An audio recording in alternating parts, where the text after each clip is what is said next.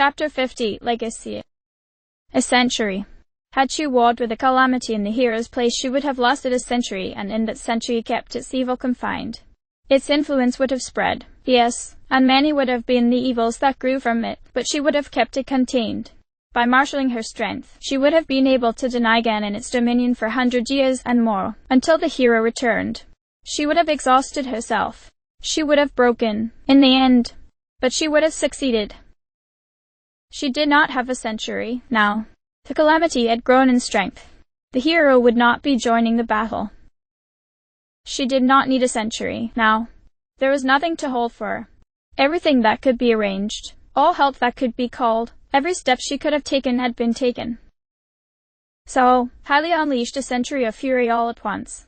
For the first time since Demise walked free and coveted the power of the gods, Hylia brought her burning sword to bear. She lunged, crossing the distance between them. She swung. Ganon's abyssal steel caught the blow, the malice rolled against the flames of her power, and the sky groaned above them. There was no runoff, the earth did not shake beneath them, the scorched ground was not disturbed.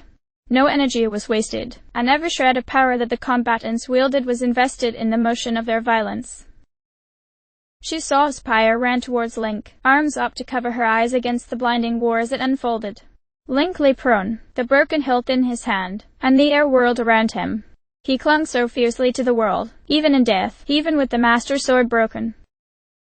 Hylia swung again, and Ganon countered with both of its blades, and the two fell into a rhythm that recalled the first war, the war that had written the order of the world. Ganon did not know that rhythm, had never seen it even in its dreams, but the goddess knew, and in this moment she was comfortable. She was fleet. She whirled and struck, and the air around her burned like the sun, and the air around Ganon reached with long thick fingers that would pull her down into oblivion. She swung her sword in a searing overhead arc. Ganon shoved back with the blade in its right hand, sending her blade bouncing up. With its left sword it swung for her midriff, and she flipped backward, and the sun dawned in her hand. She flung that dawn into Ganon's face. Ganon's sword disappeared, and the beast struck with a motion mirroring hers.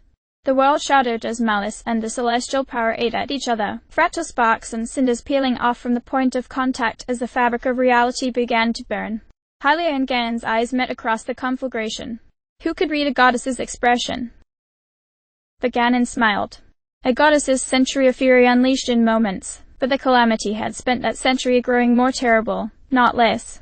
It reached within itself, drawing on some deeper well, and it shoved. The goddess staggered. She could have deflected the blow, but shoving aside the full power of Ganon's hatred would have unleashed it upon the land, and the land would have broken.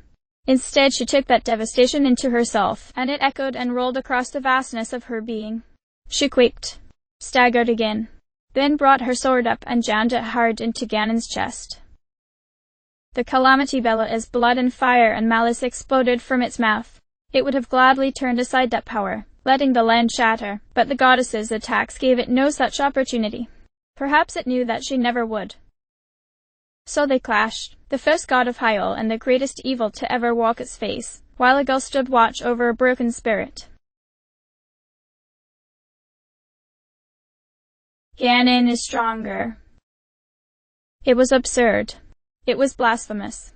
To even think the words in that order was heretical in a way that laughed at the very idea of taboo, but in that second Pi understood that it was true. Zelda was gone, replaced by the fullness of the goddess Hylia, and with all of the love and fury of the goddess unleashed, the calamity was still more terrible. She could not see their battle. It was like watching two suns wrestle for supremacy, but through her connection to Zelda, to Hylia, she understood that the shape of that battle was growing more and more desperate, even in these early exchanges. What can I do? I have to help her.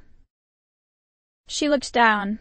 Link was at her feet, lying on his back. His body was gone, she was looking at his soul, as plainly as she had when he had rescued her from the calamity. The Master Sword was broken in his hand. She did not know where the shards of the blade had gone. Perhaps they had been obliterated. I promised him we would come for him, that we would save him. I promised. She knelt next to him, reached out with her hand, which shook at the audacity of what she was about to do, brushed her fingers against his face. She could feel him, not as if he were flesh but still solid, there, real, he was here. Master Link. How easily she fell into the safety of formal address. How badly she needed it. "Master Link, can you hear me?" The hero did not stir. His eyes did not open. As she watched, the light that was him faded, by degrees. She held her hands over her mouth, reminded herself to breathe. She couldn't help him if she wasn't calm. "I can't help him at all. I can't focus on helping him. I have to help Pai. I have to help Zelda." Her eyes wandered to the sword. Had it been whole, she would have grabbed it. In her heart of hearts she believed. She knew that the blasphemy of hoisting the sword would kill her, but she would accept that death if it meant there was a chance, even a barest sliver of hope that she might join in battle against the calamity. But the sword was broken, and its sight was out. Like the hero. Hylia brought her sword up, toward the calamity's stomach, and Ganon caught the blade with its hand. It looked past the goddess. She turned her head to follow its line of sight. Paya was facing away from them, bent over Link, trying to rouse the hero, looking to the sword, to hope. "Do you see them?" Ganon said. "How long the line of loving souls who have offered themselves up on the altar of your folly?" "Speak not of the courageous," she replied, and her anger fed the radiance of her power. She raised the blade higher. Ganon's arm quivered with the effort of holding back the blow. "Speak? Not I. Not I. I am but the knife, their blood flows for you." Then Ganon's stone mouth split, the teeth of its armor parting. It should have opened into the same void of malice out of which its eyes stared, but it did not. When Ganon opened its mouth there was only a yawning pit of darkness, reaching, swallowing the light in the air round it. That darkness gathered until it took on a color, blue-black, then purple, then red, and when it shifted to a searing fuchsia light, Hylia saw what the beast had planned. She released her blade, which vanished. The fuchsia light became yellow, then white, as Ganon's power gathered. Hylia ran, her steps lengthened by the beating of mighty wings. Ganon screamed triumph and unleashed a bolt of power from its very heart. The bolt spun as it sailed through the air, and the air was pulled in by its gravity. Hylia looked up just in time to see it coming. Paya had no means by which to understand the light that was screaming toward her. She understood that she would die. She understood that she would have failed to protect the hero once more. One more broken promise. Then Hylia was before her, wings spread, facing down oblivion in her servant's stead. The goddess held high her fist, which shone with power, and Paya could only stare as Hylia brought that power down in a blow to meet Ganon's attack. The shockwave of force that rolled off of that impact blew back the feathers of Hylia's wings and nearly knocked Paya to the floor, and then the projectile was screaming back toward Ganon, traveling faster than before. That bolt of hate, of hunger, sailed toward its master with the same destructive potential. Ganon swam with one arm, and with its hand deflected the projectile again. Then, in that moment, Paya understood. The dead man's folly. Hylia struck the projectile, and then it was deflected once more by Ganon, each time gaining in speed. They were locked in this contest. Whoever slipped would bear the full force of an attack that grew stronger, more virulent, more powerful with every blow. The goddess and the beast hurled devastation at one another, back and forth. And in Paya's mind her grandmother clapped to the rhythm. Faster. Faster. Follow it. It grows swifter, but the rate at which it grows swifter is fixed. Feel it. See it. Hylia deflected. Then Ganon. Hylia. Ganon. See the moment. It will come. Be ready. Paya drew the eightfold blade from her belt as she exploded to her feet. She ducked under the radiance of Hylia's wings. She felt celestial purity brushing against her back. And she had not understood rapture until that moment. Yes, her love was answered. Yes, that was everything she had ever wanted. Paya. Hylia's voice in panic, then the impact of celestial power, and the projectile roared past Paya, so close that she felt it searing her clothing. She ran low, eyes on Ganon. She held her blade in a position to strike. She saw as the calamity spotted her, as its golden eyes lit up with amusement and hunger and hate and anticipation. She met it with the coldness of her training, with all the pure focused intent to kill she could muster. I am coming for you, she thought at it. Let's see you deflect with my sword in your eye. Ganon batted the projectile, which screamed past her again. The beast's focus was on her. Half the distance crossed. She did not even feel it as she ran. Was she breathing? It didn't matter. Hylia screamed her name again, echoing down into the bedrock of her consciousness, and Pi ignored the very call of her soul. Her grandmother's hands clapped. Once more the projectile sailed past her. Ganon swung with its right arm. Its fist collided with the orb of destruction. Her grandmother clapped. The orb was sent flying. Ganon's swing carried its body forward, creating an opening on its right side. Its left arm was prepared, though prepared to catch her in the attack that it knew was coming. Her grandmother clapped. Pi swung for the orb. The impact lasted for only an instant. The shockwave it sent through her would have broken every bone in her body, burned her flesh to cinders, shattered her mind so totally that her ghost would never haunt those lands. But she held. Beneath her skin there fled the reflected light of day. The world teetered. Her sword shattered. The light under her skin went out. Pi was sent flying backward, spinning through the air. The orb bounced back toward Ganon, too quickly for it to swing into fence. Hylia landed on her back beside the hero as light exploded from Ganon's body. As the calamity screamed in real, sheer agony. "Oh, my goddess! My princess!" Darkness enveloped her. Ganon's voice shook the level ground of the late Hyrule Castle as its own evil, fed over and over by the repeated exchanges of blows, was unleashed against it. Light shone from within the yawning shadow of its mouth, gouts of malice and flame burst from its eyes, and every joint of its body surged with corrosive energies. It staggered, its voice strangled by its own hate. Hylia smashed into it with all of her power. A comet of light and dark traced the burning arc, beginning in the heart of the place where the castle had once stood and stretching toward the south, the emptiest and flattest area of Hyrule Field. The comet flashed gold and purple as Hylia unleashed her radiance against the calamity, over and over, through the channel of her fists. She wrapped her hands around its face and screamed an eternity of pain and love and fury and devotion and hope and poured herself into it, the light eating at the darkness. They struck the field and the warring energies exploded outward, the expanding dome of light and malice. The grass grew and died and burned to cinders, creating a perfect circle of roiling devastation reaching 500 meters from the point of impact. Ganon's hands wrapped around the goddess's, wrenching the killing light away from his face, and hurled her bodily away from it. She turned in the air, landing deftly on her feet as Ganon regained its own footing, and with a shout it cast off the last remnants of its deflected power. It did not draw darkness and light into its mouth. It would not make the same mistake twice, even if Pi had been left far behind. No, that Zola, the woman who had lived a life without her mother and grown beside the hero and traveled with Pi, was not the one fighting. She was a conduit for Hylia, who had manifested in her fullness. Zelda might be described as sleeping, insofar as she existed at all. But echoes remained. Plans had been made.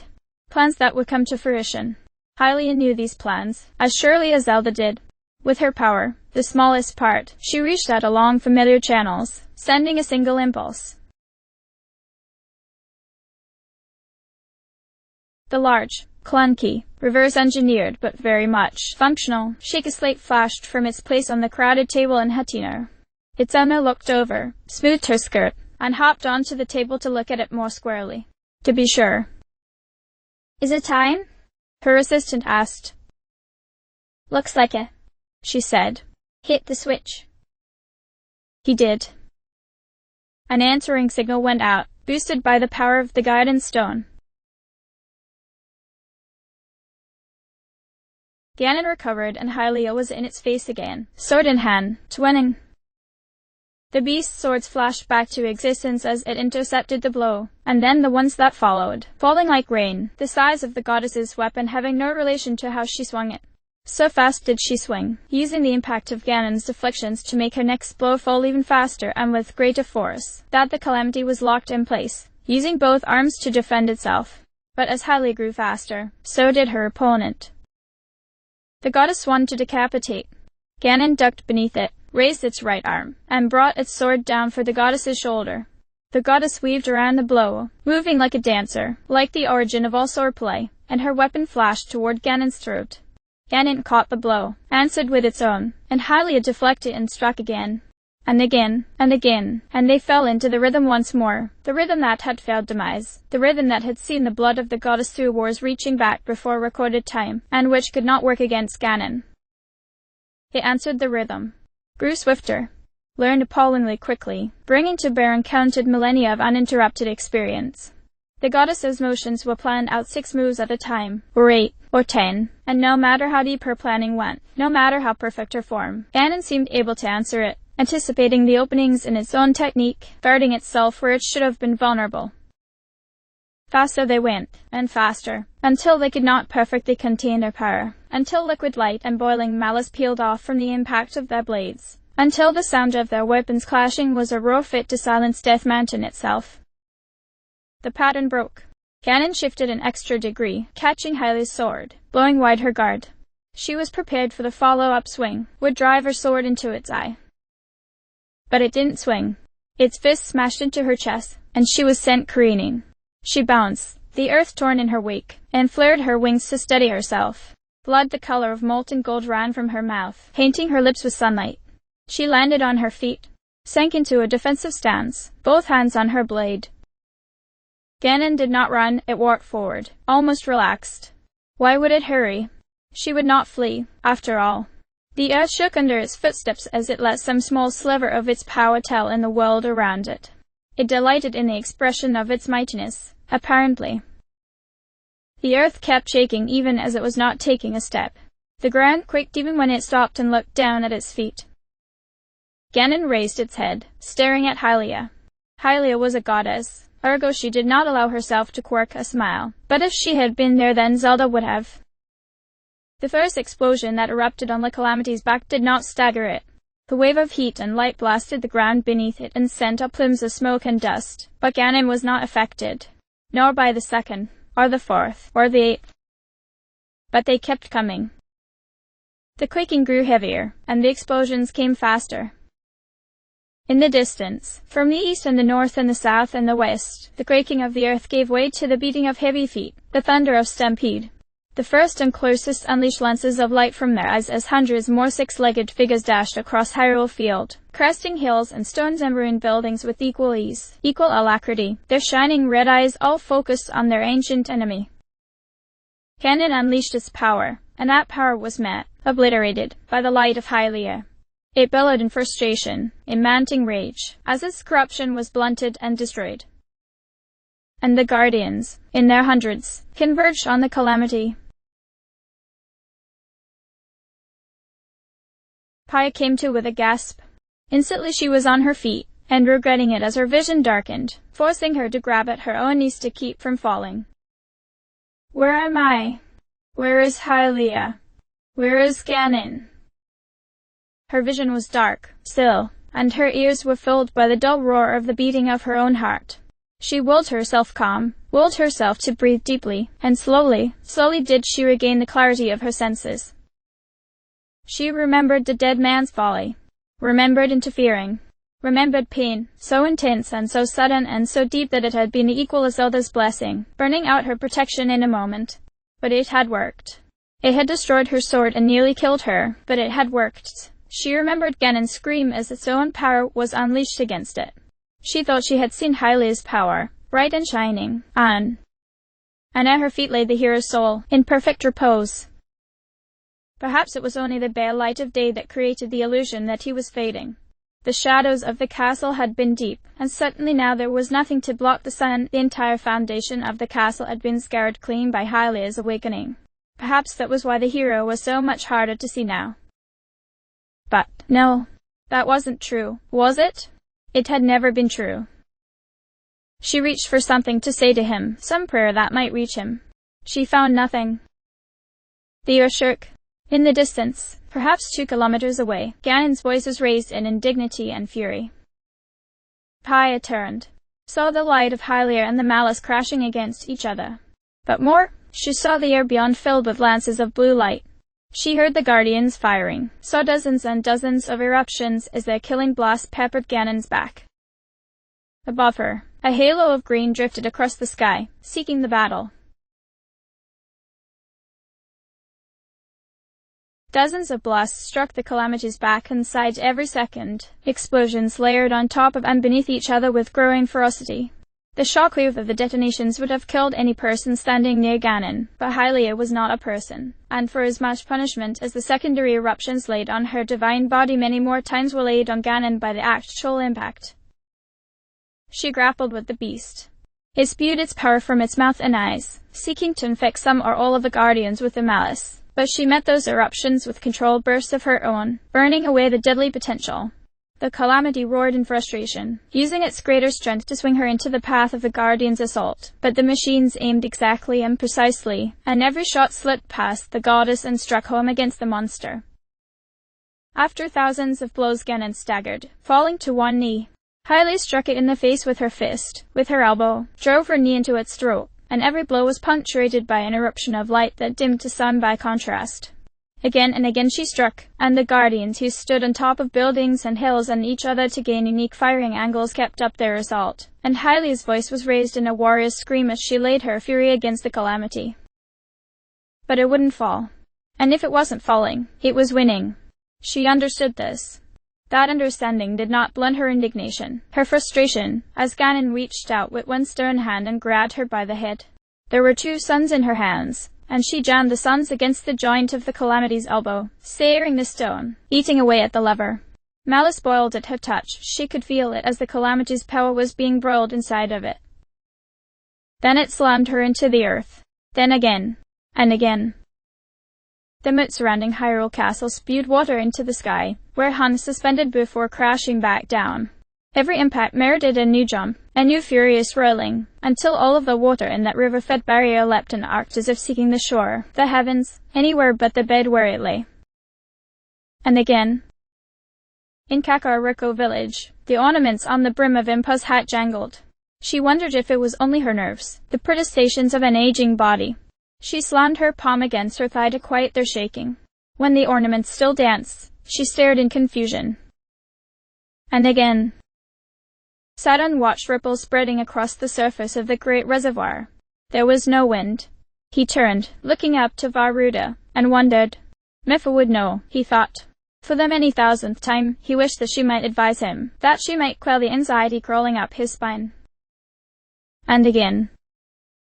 Death Mountain groaned, and Yunobo looked up from his perch above Goron City. That rumbling. He hadn't heard the like since Varudanya had been calmed. Was something wrong with the divine beast? Was something wrong with the mountain? Oh, man, what would they do if Death Mountain just became active again? Was that possible? And again. Lightning danced between Riju's fingertips.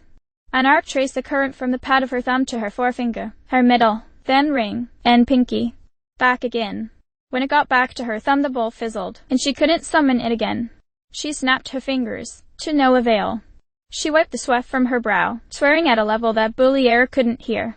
Something was wrong. Something was happening. And again.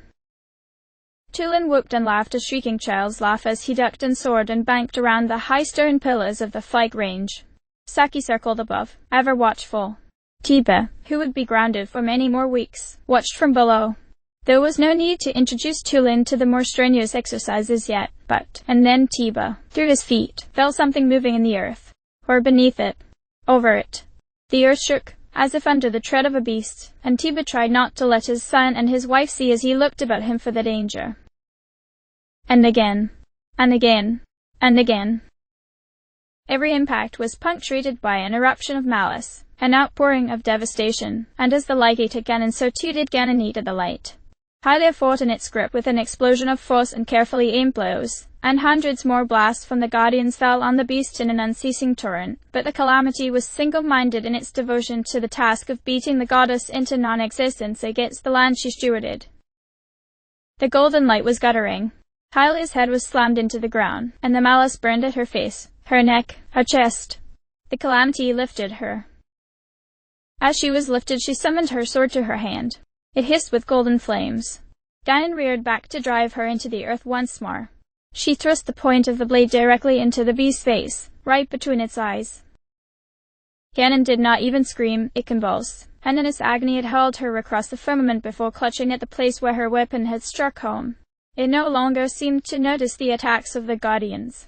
It no longer seemed to notice anything, save for its target. Hylia landed on her feet. Light suffused the wounds on her face, repairing the body that hosted her, but the balance of the battle was wrong. She was the goddess who presided over Hyrule, its guide from outside of time since before its naming. Long her vision, precise the events that her blood presaged. She wiped sunlight from her mouth and sent her sword away once more. She had known the course of the battle before ever it started, surely that was true. She was a god. She was the god. Who would know, if not she? So it must have been according to her design when she receded within herself, seeking that vast place where souls might meet. He could not rise. The sword was in his hand. Her voice had died. He had not been alone, moments before. Then the rhythm of sandals beating against the ground. Silence. The distant rumble of war. He tried to rise. He had no strength. He tried to rise. He had no strength. How long had he been like this? Then the sound of footsteps. Hard-soled boots. He tried to rise. Zelda woke, regaining consciousness she had never expected to experience again. She floated in the infinite dark, only it was not dark. Before her was the sun, was every star that had ever shone in the sky. The vastness of Hylia was the light of all the universe, and beneath it there was a light more terrible still. He said we wouldn't speak again. The child's words, born from her delirium, but they were true. Hylia's smile was bitter and laughing and sad and full of 1,000 other emotions that Zelda could not know, the result of a life and perspective so long that everything the goddess felt had transformed into something different from what mortals knew. I'm sorry, my daughter. Consider that another of my failings. The pain in Hylia's voice, the wound that lurked behind every word, grabbed hold of Zelda's soul and shook her, and then she was awake, truly awake, and she came to full awareness with a blast of cold and fear. She was before Hylia, yes, but it might be better to say that Hylia was before her. Through a trick of perspective she saw herself as vaster than the goddess, as if the universe had laid all its weight upon the shoulders of the divine and she had been crushed beneath its enormity. Hylia bled from 100 wounds, and Zelda could not clearly see the divine face, but she could see that the goddess had been burned, that the burn was spreading. What happened? She asked. I fought as well as I am able, replied the source of all the power of the royal family. It has been so long since I joined the war myself. I had almost forgotten. It is so much worse than anything that preceded it. If we have fought it a century ago, then perhaps, but now. I don't understand, Zelda said. Everything she thought she had understood was unraveling, as if she had been told of the folly of gravity. You are the goddess. Aren't you the guardian of the light? How can one creature's hatred be greater than you? Not hatred, Hylia said. Ganon's is not the fiercest hatred that I have encountered. It is the calamity's hunger that drives it. Its desire. It will not be satisfied until its ambition has devoured the cosmos. Hylia closed her vast eyes, as if reflecting, and something in that expression made her look serene, almost childlike. Zelda had to fight the urge to take the goddess into her arms. It is just like before. When the first Demon King's war ended, I could not defeat him. It fell to mortality. To the hero. To a long-treasured plan. Do we have a plan? Without opening her eyes. No. The plans I'd made had been for another contingency. Another possibility. What Ganon said, that it should have been us, is truer than it knows. If I continue to fight it, then Ganon will be triumphant. The void was wide and cold, and Zelda did not experience any sensation to break that impression. The universe seemed to recede even further from that infinite expanse. Oh, she was afraid, yes, but there was something worse than fear, wasn't there? She had never felt it, but she saw it in Hylia, as plainly as if she was looking through the goddess's eyes. Ganon will win. And Link, everything he's done, everything he's suffered, all those, it. Across distance bridged by a thread of the power she felt Pai's determination. Fear, yes, and resignation, but stronger than both of these was surety of action. That determination echoed in Zelda's heart. It will not be for nothing. Then I will end this. There, sorrow, again in the goddess's face, sorrow so deep it could drown the world. A smile, and highly offered her hands. That is the way of things. The guardians attacked and Ganon turned on them. Its mouth yawned, and from within the darkness of its chest shone a beam of light the color of blood. It swept that beam across the nearest guardians, painting them with its power, and that color clung to them. They ceased to fire. They hissed. Then the power exploded, and the guardians nearest to Ganon were shattered by a rising wall of fire that sank down into the earth and rose into the sky, burning away ancient armor like paper. The guardians behind the first line fired through the devastation, but the curtain of Ganon's fury dulled their aim, their weapons, and from an entire quarter the attack effectively ceased. Ganon swept its head toward the horizon, vomiting obliteration even as its body was wrought by the explosions of the guardians' assault. A moment, a flash, and then the molten corpses of the affected guardians disappeared in a burning aurora of hate and hunger and fury. By half the attack had been reduced, and the guardians behind the front line scrambled away as the malice spread toward them, reaching, pulling, not corrupting but eating. Those units that were caught by it were torn to shreds as if by a billion yawning mouths, and even the blue light lances of their fellows could not do more than hold the expanding power at bay. Another sweep, another, and Ganon's power burned an impassable ring all around it, cutting off the guardians from participating in the battle. The flyers sought to climb above the high walls, but that would take time. The conflict would end before they arrived. Ganon panted. It had no lungs, but the exhaustion of its soul told in the simulacrum of its body. It tied, and its body should reflect that, and so its body did.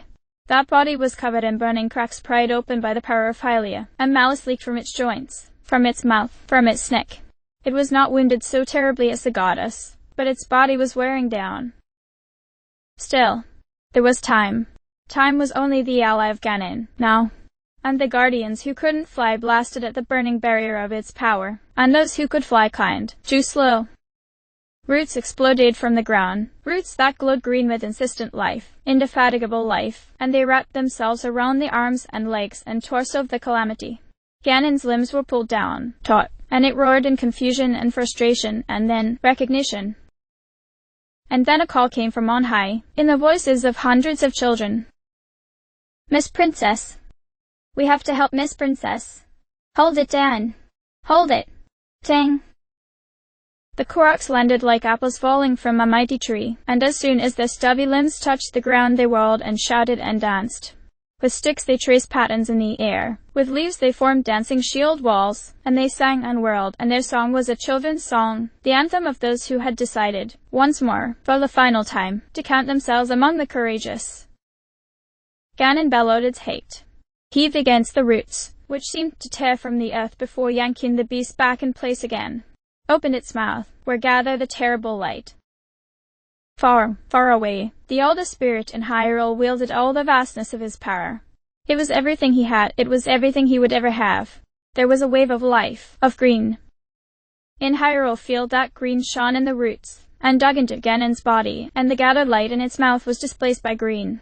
It howled its fury and struggled more fiercely against its restraints. And the Koroks danced, and sang, and hoped. Hylia said, "It has always fallen to our blood to defend the world against the hate that would end it. Not to me, never to me. This isn't a battle that can be won by gods. It never was." Zelda understood that there was truth here, not just in the fact of the statement but in the investment, in the confession. The goddess was making herself vulnerable, sharing some deep secret, outlining the course of events that had dictated the rise and fall of the world since the dawn of time. And Zelda did not care. "Then I will fight." "Daughter, are you prepared to lose everything?" She held out her hand. "I will lose everything anyway."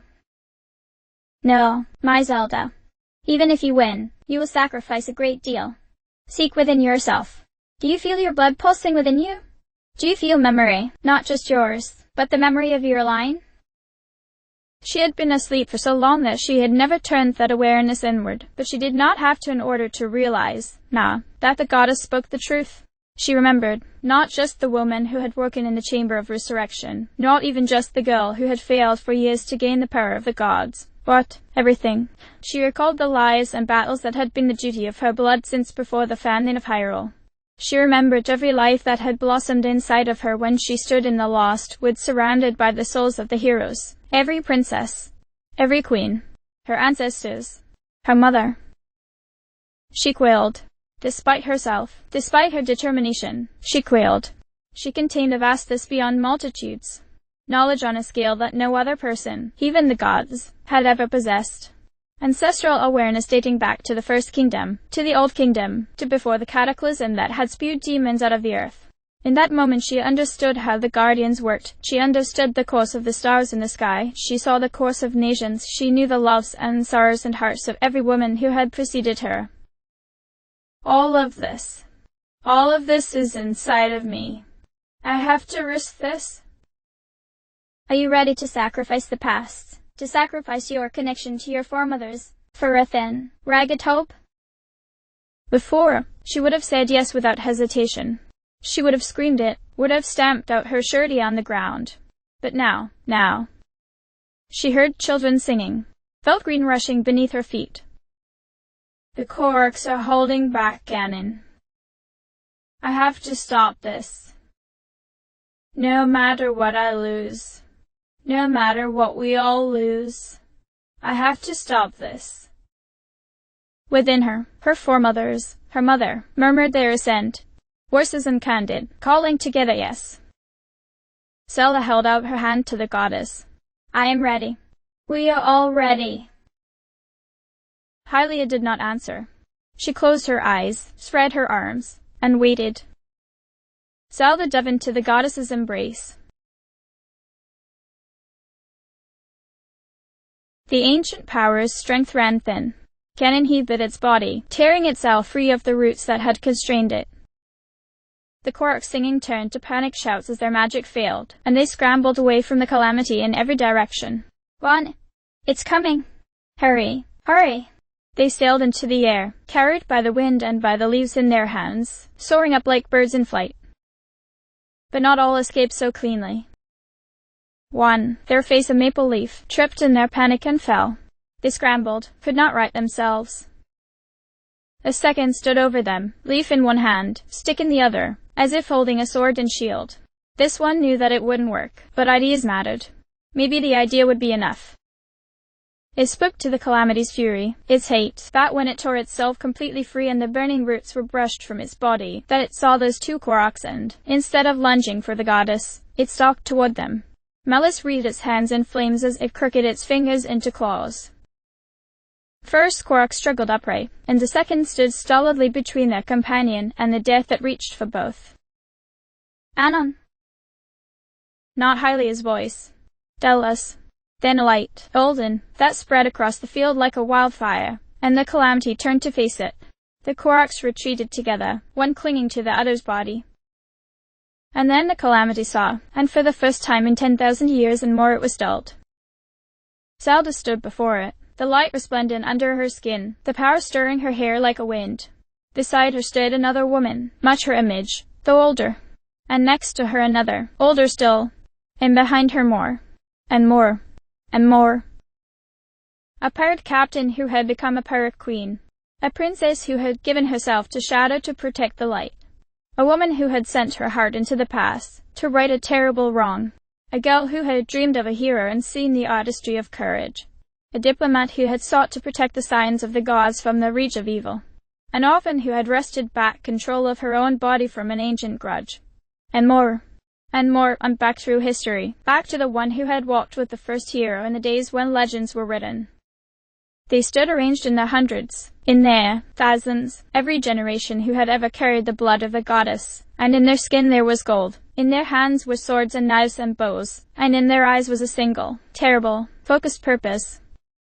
Zelda stood at their front, and when she looked at Ganon it took a step back from her. She held out her hand, gesturing at the ancient enemy of her family. Together, she said. The explosion of golden light blew apart the barrier of Ganon's power and sent the calamity reeling. Then they were upon it, all of them, together, save one. A pirate queen's cutlass cut open the armor of its stomach. The Calamity swung, and its arm was caught by an armored figure even larger than itself whose eyes burned with pink fire. The princess who had drifted in twilight drove her thin, straight blade directly into its throat. Ganon reached, and its grasp was rebuked, its fingers shattered by the shake-trained hands of one who had fought against a terrible power across the streams of time. It recoiled, and the progenitor laid hands on it, burning it with an echo of the goddess she had once been. It screamed, and a mother who had died before she could teach her beloved daughter the secret of their blood smashed it into the earth with the weight of gold and long-withheld rage. From every direction, by thousands of hands, it was dissembled. There was no darkness to stand up to the radiance of that light. There was no evil that would protect Ganon from their righteousness. Every blow was a chip in its armor, a spurt of malice and fire and blood and pain, and slowly it began to unravel, to shatter. Its armor flaked and then chipped and then broke, revealing the burning malice that was inside of it, and the illusion of its humanity was lost as the storm fought more and more desperately to hold itself together. Zelda now stood at the rear. There was a weapon that had been carried by her family since the age when they had openly held the true force, a weapon forged from the radiance of the very engine of creation. She reached within herself, seeking it. When she found it, its familiarity, its warmth, steadied the tremble in her body. She had thought she was comfortable holding a sword, but only because she had never found the weapon her hands had been made for. Zelda drew taut the bow of light. An arrow of incomparable radiance, brighter than the light of the gods, hummed with promise between her fingers. Ganon screamed its indignation, and its armor fell away. Dare the let fly. The arrow of light struck Ganon's heart. The gathered thousands, the princesses who carried the blood of the goddess, looked on as the Calamity scream became an ear-splitting howl of incomparable pain. None of them missed that. Beneath that pain, there was still anger. So hunger. Light shone from within Ganon's body, shafts of radiance bursting from inside of it like the fingers of dawn. It howled, and writhed, and its body seemed to bubble, to heave. It threw its head back. And then it exploded, in light and fire and malice and a great rushing wind. Malice spewed outward in geysers that rose into the air, flaming and boiling as if the fluid hate itself was in agony. Ganon's body dissolved utterly into noxious purples and reds, and those swirled together, and quivered as if their edges were growing frailer. They hovered on the edge of oblivion. And then Ganon clawed its way back. The cloud shifted, and its head rose from within the storm, the nightmare parody of a boar's expression. It bellowed at the gathered legacy of the royal family, and they stared up at it with calm eyes as they were gathered around the one living princess. Ganon reared back, and the storm pulled into itself. It grew darker as purple lightning screamed across its surface, as a burning rain of red fell beneath it.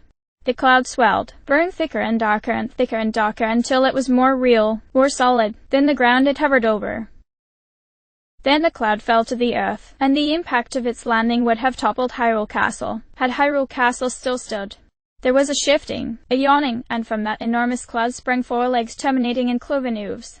The stone resolved into a body far larger than any single divine beast, thickly muscled on a scale that would have been absurd on a terrestrial creature. When the head pushed its way out from between the heavy shoulders, when the golden eyes opened and the mouth split to show colossal teeth aflame with destructive power, there was an almost familiar air to it. Deny Ganon its body, and it mattered not. It abandoned such pretenses.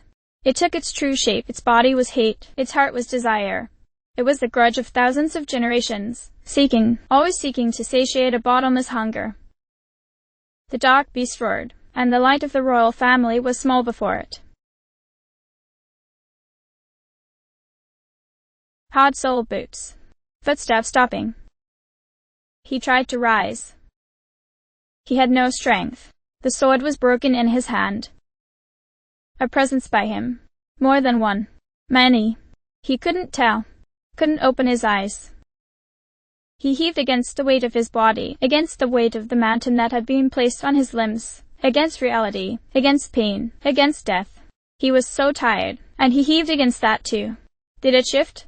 Did it budge, even 1 inch? He couldn't do it. He couldn't. It was over. Why had he been fighting at all? How much had he forgotten? What was he forgetting? He tried to rise. End of chapter.